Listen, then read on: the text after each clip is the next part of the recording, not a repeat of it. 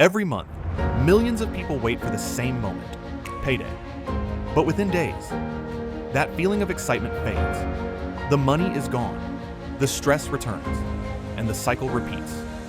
You see, it's not how much you earn, it's how much you keep, grow, and control. Most people let their paycheck control them. They work for their money instead of making their money work for them. So how do you change that? Start simple. Track every expense. Know where every rupee or dollar goes. Pay yourself first. Save before you spend.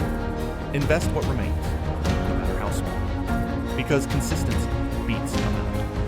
When your money starts working for you, something magical happens. You stop surviving and start building. Your paycheck becomes a tool for freedom, not a trap of routine. So next payday, don't just get paid. Get powerful.